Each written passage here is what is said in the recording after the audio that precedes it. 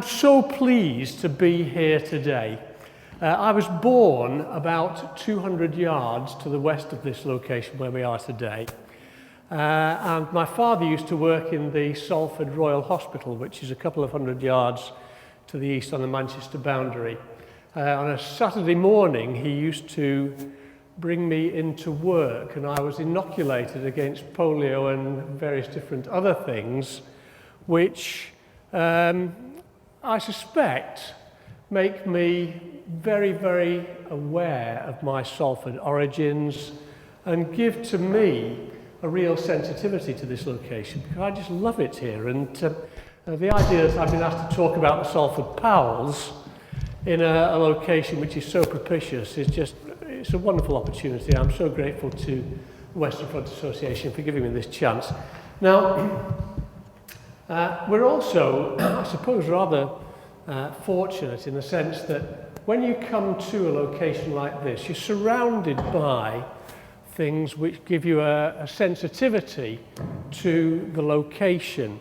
I'm conscious that you're not hearing me as well at the moment, and I don't know why that is, but can you still hear me without the sound of the... We're managing, okay.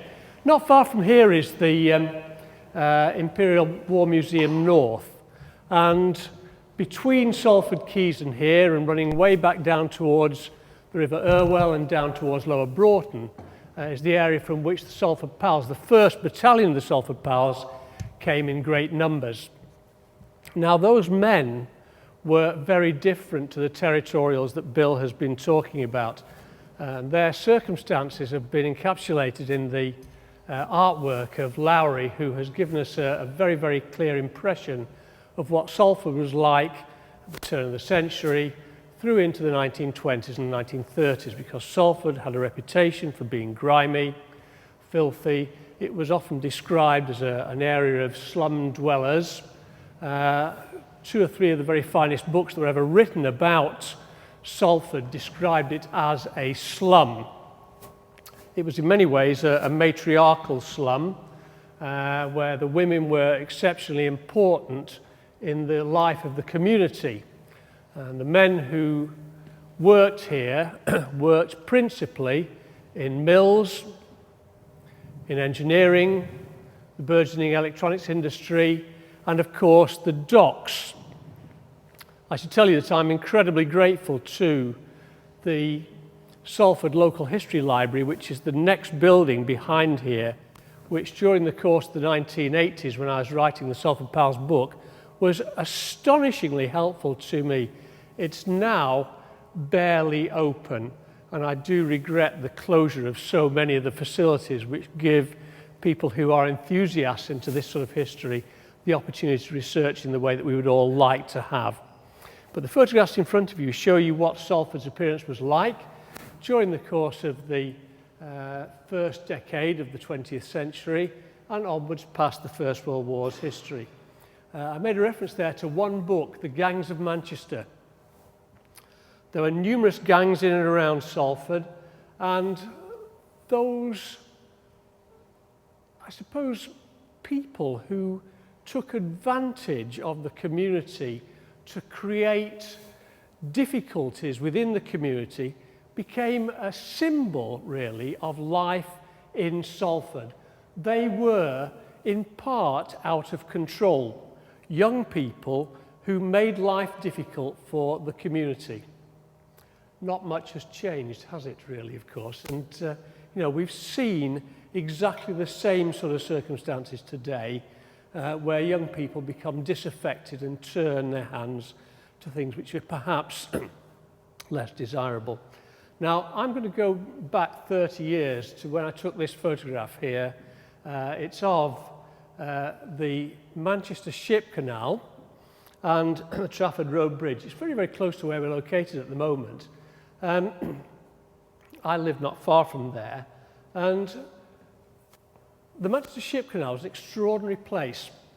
It gave the city of Manchester the opportunity to bypass Liverpool.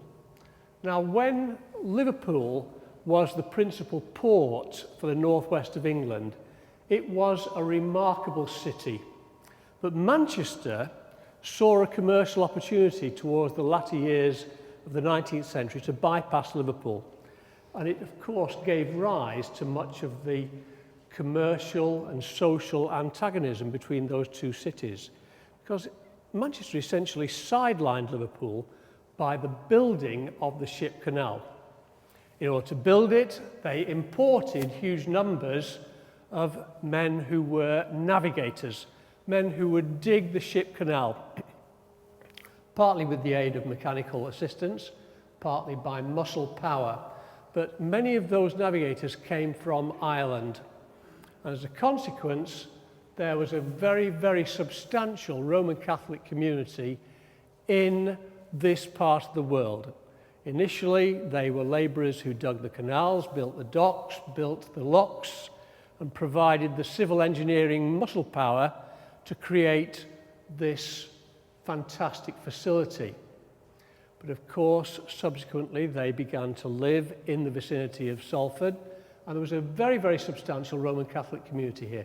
So I've represented those by this man, J. Power, who served in the 19th Battalion of Lancashire Fusiliers. He was a Roman Catholic, and he symbolises in many ways the nature of the community which gave rise to them. I've given us some photographs here which show the work of the stevedores and the labourers working in the docklands of Salford. Peter, last night, slept in a hotel not far from the docks. So did I, not in the same bed as Peter, I hasten to add, but we were literally right in the very epicentre of the area which gave rise to the working circumstances of the men from Salford, the Salford Pals. Now, these men would enlist into the 15th Battalion of the Lancashire Fusiliers. That is the first of Salford Pals battalions. There were, however, 3 more battalions. The 2nd Battalion, the 16th, came from other areas in the same locale, the classic slumland at the very centre of Salford. The 19th Battalion came from Earlham, a little bit to the west of here, and the 20th Battalion, which became a Bantam unit, from various different locations on the fringes of Salford. I should mention to you that one of the groups who were well represented in the Bantams and other units were coal miners. It's extraordinary to us today to think that beneath our feet is a substantial coal deposit, and that extends out past Earlham and northwards.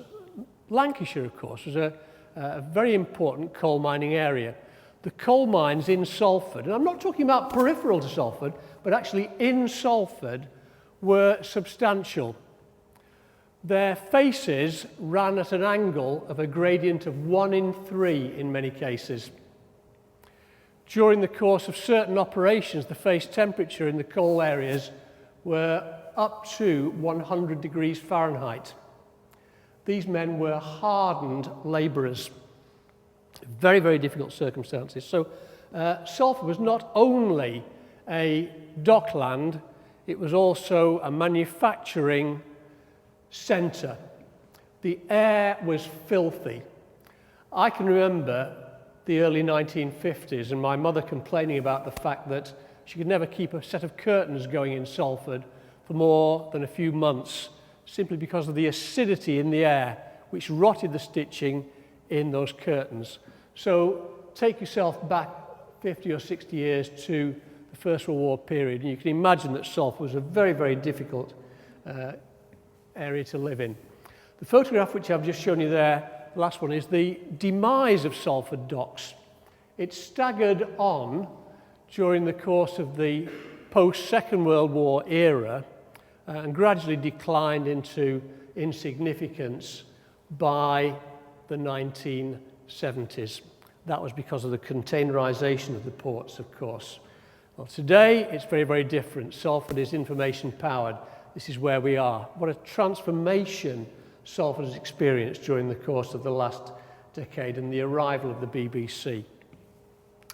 Let's just take ourselves back into the years immediately prior to the Great War.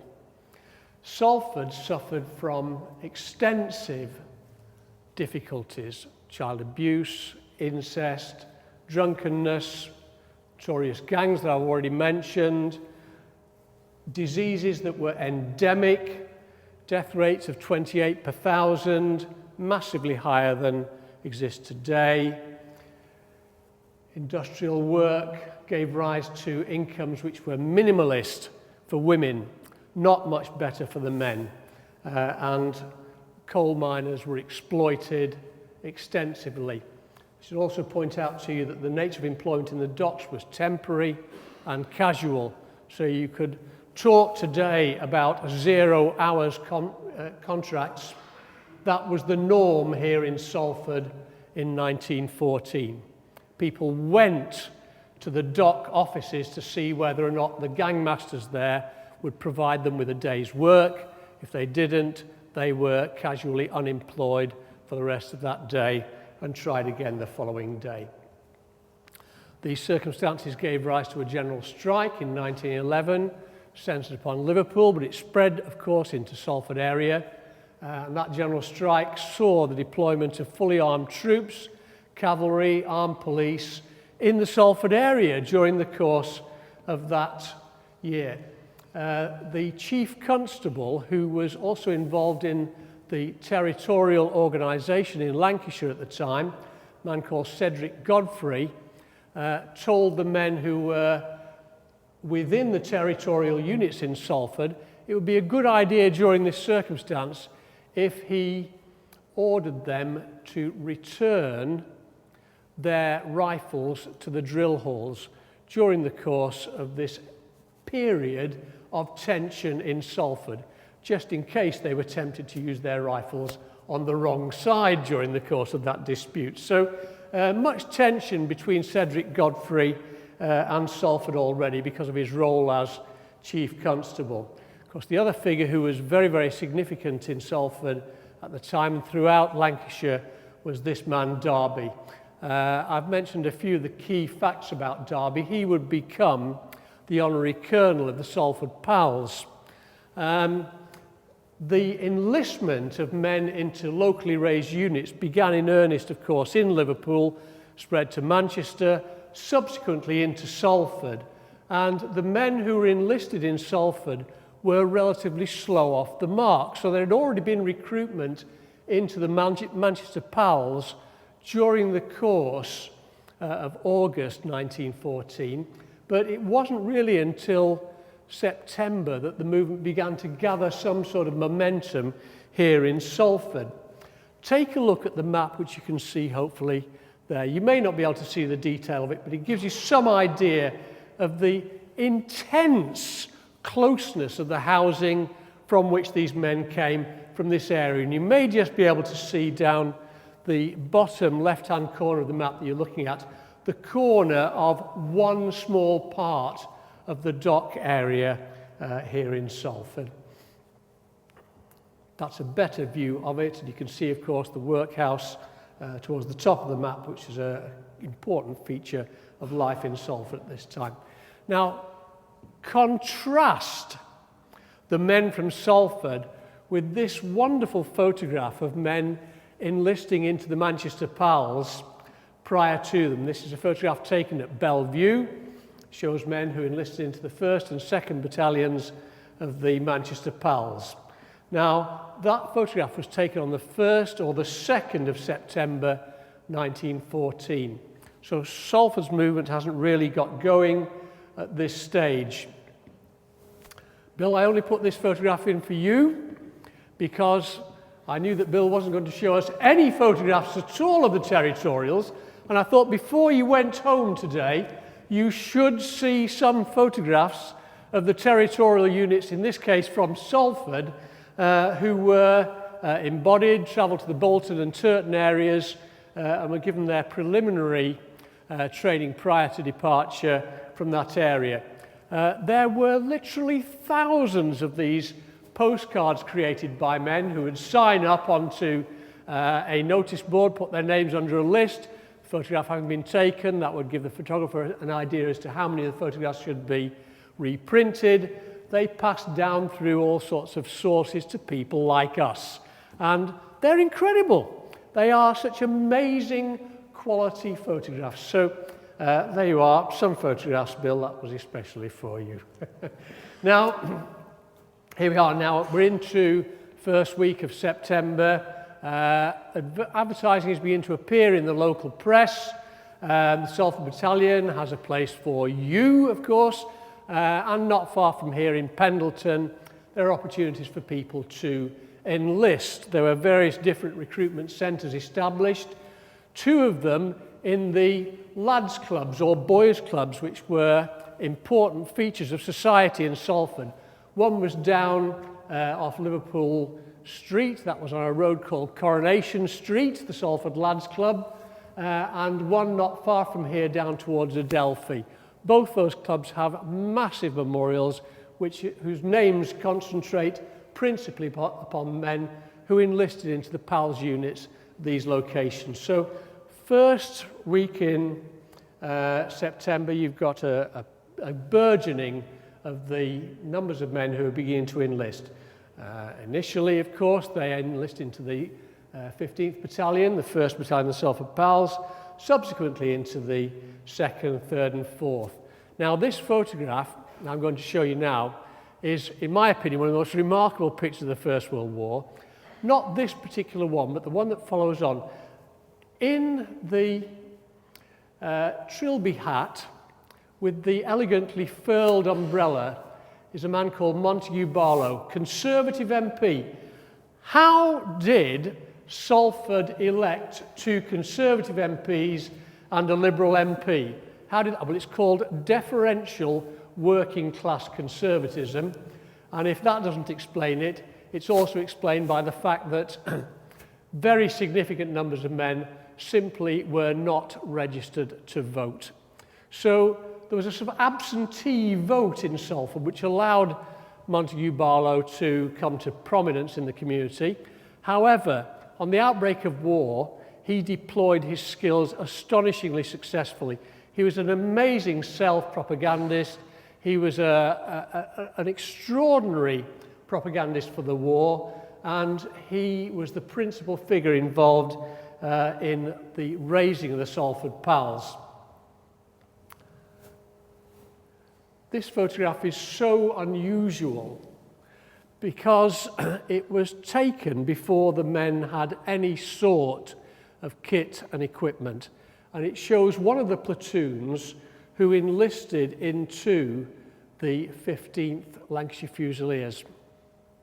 One of the men who's in this photograph ends the war as a serving infantryman at the age of 65. How that situation pertained, I have no idea. The photograph is very casual and haphazard.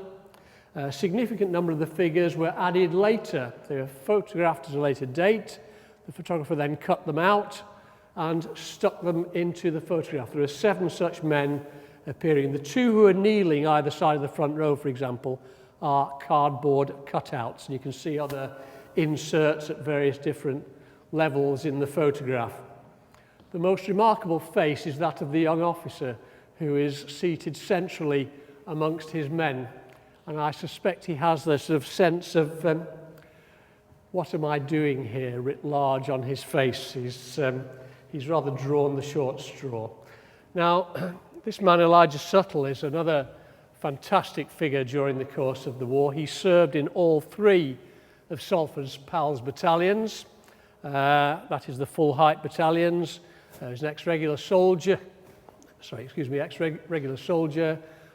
He eventually leaves the army in 1990.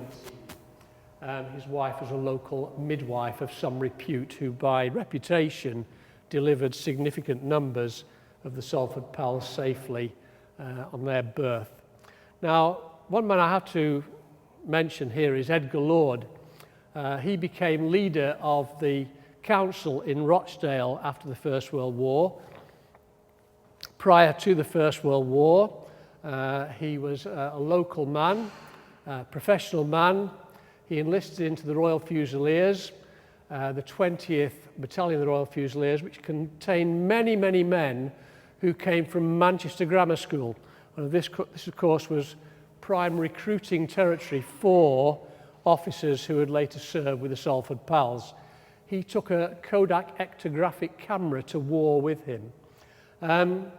They left Salford, they went to North Wales, where they trained in an area called the Morpher.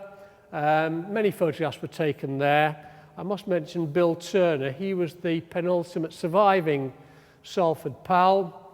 I remember getting to know Bill very well during the course of the 1980s.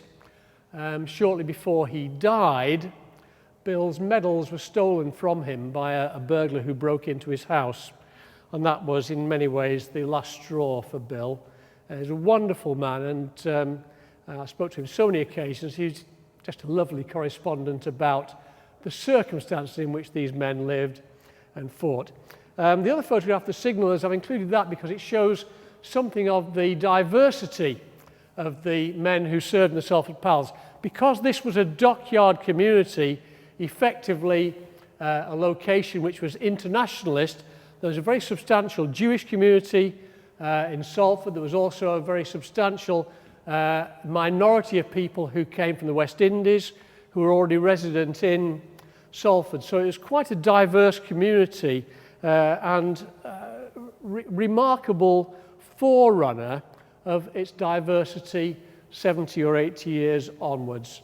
I'll just mention this chap here as well. The man who's circled in these photographs was the last surviving Salford Pal. It's called Frank Holding. Frank Holding was the man who I knew best of all within the Salford Pals. He worked in Eccles prior to the war. After the war, he came back and lived in Eccles. He was almost 100 years of age when he died, and he said that for him, the most remarkable period of his life was those 4 years or 5 years when he was away from Eccles. Lived on Cromwell Road in Eccles, and the one thing which he carried with him throughout his very long life was this crumpled photograph.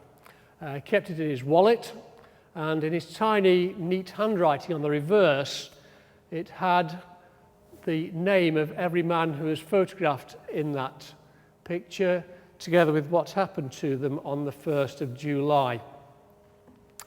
Now, Frank made me promise that I would never, ever tell anybody this story. He made me promise it because it's such a rude story that he thought it would be inappropriate for that to be aired amongst any sort of audience. Way back in 1988, I promised Frank that I would never tell anybody the story. But I'm going to tell you it now. The photograph is of Bruce. Bruce is a sort of bloodhound, which is a mascot of the Salford Pals, and Bruce was an extraordinary favourite of the soldiers. It was an extraordinary favourite of the soldiers because it had exceptionally large genitals, which the men thought was a sort of source of great hilarity. And Frank Holding knew this dog and his handlers well. The handler there is a man called Private Potter, Harry Potter. And perhaps he's the forerunner, who knows. But Private Potter eventually was unable to continue looking after the dog and passed it on to Private Pat Darcy. Pat Darcy was an Irishman, and my great friend used to write Pat Darcy's letters home because Darcy was illiterate. Darcy wasn't much good at anything, in fact, apart from rearing children, or procreating children, I should say. He had 12 of them at home in Salford, and when Darcy became responsible for looking after the dog, he used to take him with him everywhere. And Pat Darcy took up with a girl in Belgium when the Salford Pals were in Newport on the Belgian coast. And on one occasion, tragically, Darcy had taken a girl into the sand dunes near Newport, and he was getting on with what he knew best, which was the procreation of children, when the dog, Bruce, became rather overly excited at the sport that was being portrayed in front of it. And Pat Darcy took his bayonet and stabbed the dog, bayoneted it, and was later filled with remorse and said to my wonderful correspondent, "I've done it, I've killed the battalion mascot." And he said, "Please, please never tell anyone." So 60 years after the event, he told me and made me promise that I would never tell anybody. Now, since then, on about 100 occasions, I've spoken to Western Front Association group meetings and told that story, but that's poor Bruce, who was bayoneted by Pat Darcy all those years ago. I want to mention to you this photograph. It's one remarkable photograph. It's a complete and entire battalion, the 15th Lancashire Fusiliers, with their field kitchens. You can see on horseback Cedric Godfrey, who is the Chief Constable, and a closer look at the 15th Battalion. One of the things that strikes me about this photograph is that, quite extraordinarily, the morning when it was taken, at least 7 men in that battalion were unable to find their field caps and went out to be photographed formally representing the Lancashire Fusiliers in the flat hats which they'd brought with them from Salford, which gives you a little measure of the nature of the community from which they came from. They went to Salisbury Plain. They left Salisbury Plain for France during the course of November. A little bit later, the Bantams left during the course of early and mid-1915. They found themselves on the Somme. I am not going to tell you the story of the battalions on the Somme because you know this story better than I do. Suffice it to say that the Salford Pals, the first 3 of Salford Pals battalions, fought at Thiepval. When you stand adjacent to the visitor centre, or you stand where the memorial to the missing is, and you look out over the small woodland, which is Caterpillar Wood, or you look out over Thiepval Wood, you look across to Maynil, then you're looking across the territory from which the 15th and the 16th battalions assaulted Thiepval on the 1st of July. Their casualties were terrible. The 19th Battalion attacked through Otree Wood towards the tip of the trenches just south of Thiepval. Rycroft, the divisional commander, mentioned that he did not think that the men left their trenches in his divisional report. They had 450 casualties out of the 600 who assaulted that day. After the Salford Pals left Thiepval, they went north. They went to Cambrai, Cuinchy, Bethune. They're all back on the Somme later on during the course of the autumn and early winter of 1916. And extraordinarily, after the capture of Thiepval in September of 1916, many of those men from Salford were actually used to do the battlefield clearance and therefore cleared the bodies of their associates and friends from in front of that area. This is one fantastic picture which Edgar Lord captured there of a tank which was used during the course of the final days of the assaults on Thiepval in September 1916. Only one man from Salford was actually shot at dawn as a consequence of poor decisions that he made during the course of the fighting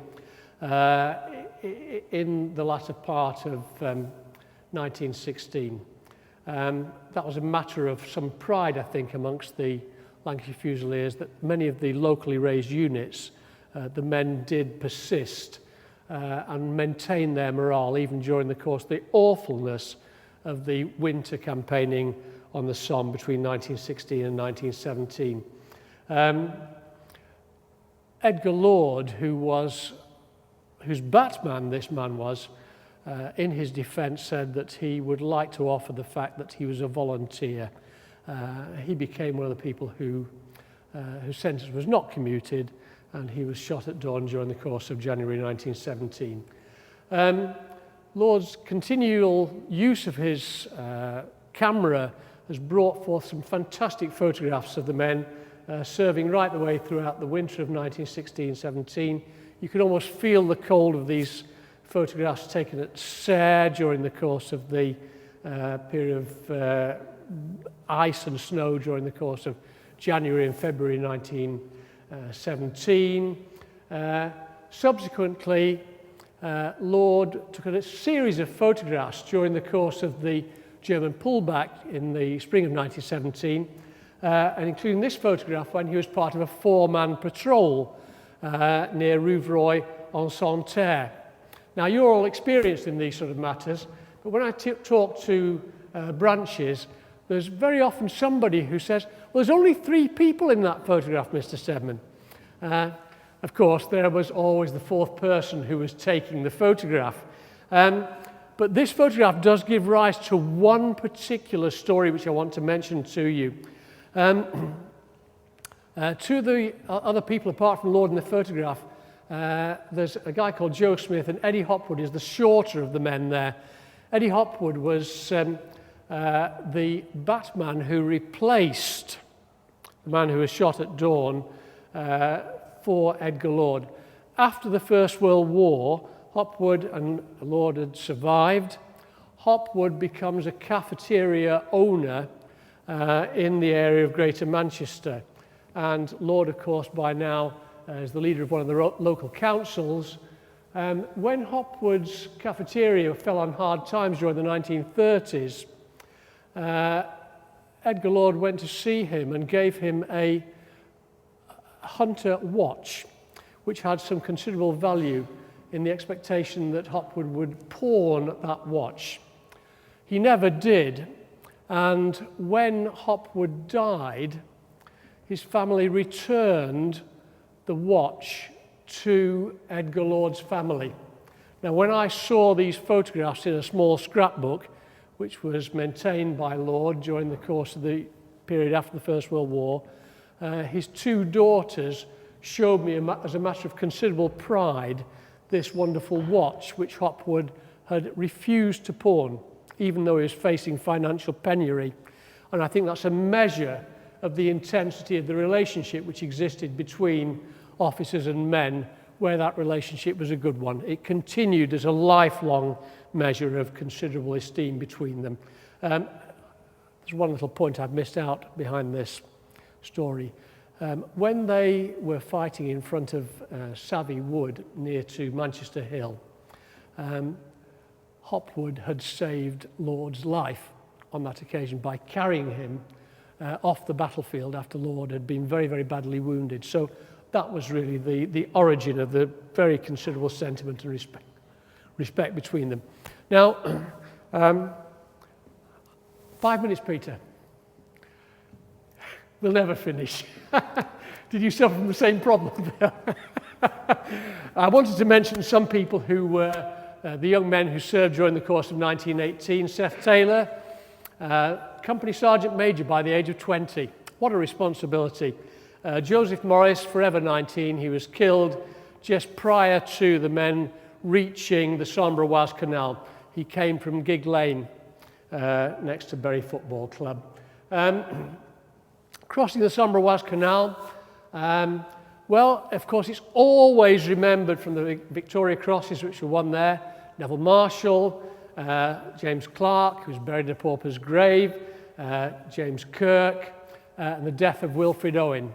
Never ceases to surprise me when I go to the small cemetery where Wilfred Owen is buried, that significant numbers of memorial crosses and poppies are planted in front of his grave. Either side of him, there are none planted there, but they are 2 men who served with the Salford Pals, with whom Owen's battalion was brigaded. I'll just mention the relative danger of the years in which these men served. these are month by month deaths amongst the 15th Lancashire Fusiliers. You can see that by far the most dangerous month is July 1916, but the most dangerous year by a long way is in fact 1918. So although we are very focused on the social and military consequences of 1916 and the Battle of the Somme, by far and away the most dangerous year in which to be a member of any of these battalions was during the course of the final months of the war, during the course of January through to November 1918. After the war's end, they went to Germany. They were part of the Army of Occupation. Plumer presents their colours. They're in Bonn. They're there in 1919. Some of the men have been serving with the colours now for more than 4.5 years. Again, numerous photographs taken. It must have been bitterly, bitterly disappointing to this photographer. There's a man with a professional standing to photograph men from an army of occupation whose sole presence there was to impose the sense of defeat upon Germany. These photographs were sent home in abundance. Numerous parades held, again meant to try to convey the impression of defeat in Germany. These are all photographs of men who are serving with the Salford Pals battalions, a very, very different organisation, or a very different set of men to those who enlisted in 1914. I don't know the precise figures for the Salford Pals battalions. I can tell you that most of the Salford Pals battalions saw at least 4,500 men pass through those battalions during the course of the war. The only comparable battalions I can give you an exact figure for is the 18th Manchesters. The 18th Manchesters had 3 original men serving within their number at the end of the war. 3 out of the 1,000 plus who were originally on that roll. I'm almost there in terms of coming to the end of this talk. If you go from here down the A6, you eventually come to a very significant church in Salford, which is called Trinity Church. Trinity Church contains the colours of the Salford Pals. I haven't been there for some time because it's very, very difficult to get into it. It's a great sadness to me that it is difficult to get into. The colours were in a terrible state the last time I saw them during the course of the 1980s. But within Trinity Church there are also memorial scrolls written on vellum. They are absolutely magnificent, and again, absolutely ghastly that you can't get in to see the names of these men. However, bringing it forward, these men did continue to meet. There were officers' dinners, there were reunions of various different sorts. This is the best of the photographs which I could lay my hands upon. It shows the road which passes in front of us here, going down into the area of Sacred Trinity. That's in the I think the 1930s. You can see on the front row 2 men who are wearing bowler hats. The one on the right-hand side of the photograph there is the officer who appears in the smaller posed photograph at the top of the image there. So those are men who are marching on Tir Val Day in Salford, something which I can remember as a child in the area. The war memorials in the area, the principal one is straight opposite here in front of the fire station, or the old fire station. There are numerous other war memorials of various different sorts. The ones whose passing I regret more than anything else, though, are those which appeared on the gable ends of the terraced houses. If you go back into the 50s and 1960s, every gable end had a street memorial with the names of the men who had served, and in many cases the names of the men who died who came from those streets. The slum clearances in Salford during the course of the 1960s saw the demise of almost all of those memorials. 2 or 3 still exist in the local history museums in Salford. So one of those I was actually involved in trying to reclaim and recapture. But there are hundreds of war memorials, which were street memorials, which no longer exist. Some of you will have passed this way. Just in the village of O'Twee, beneath Tiet Val, there is a small memorial to the Salford Pals in O'Twee. That's me in the dark suit somewhere in the middle of that photograph. I was involved, along with lots of other people, trying to raise small sums of money to commemorate the Salford Pals. When they went up to fight in front of Tiet Val on the morning of the 1st of July, they passed this way, and Captain Tweed, who used to record the events of the circumstances, described the buildings as being illuminated by red flames, and those flames being reflected in the faces of the men who are marching this way. Well, I would say to you, ladies and gentlemen, that if you go to O'Twee, you can go to one of the very best restaurants on the Somme. It's called the Auberge de l'Ancre, and it's run by a chap called Denis Burgoyne. And the food there is absolutely terrific. So that's worth going to anyway. But if you sit in his restaurant and you look out of the windows, and there are only windows on one side of the restaurant, you look across some fields, and it's where the 3 battalions who came from round here assembled on the night prior to the 1st of July. And it's therefore the place where Salford's men were last seen together. So for me, the idea of going to have a beer and a meal in the Auberge de l'Ancre and looking out across those 3 fields is a quite remarkable thing to do. And to come here today and tell you in, I hope, about 45 minutes flat, something of their story is equally wonderful. So I'm really grateful to you for listening to me. I hope you found that enlightening. Thanks very much indeed.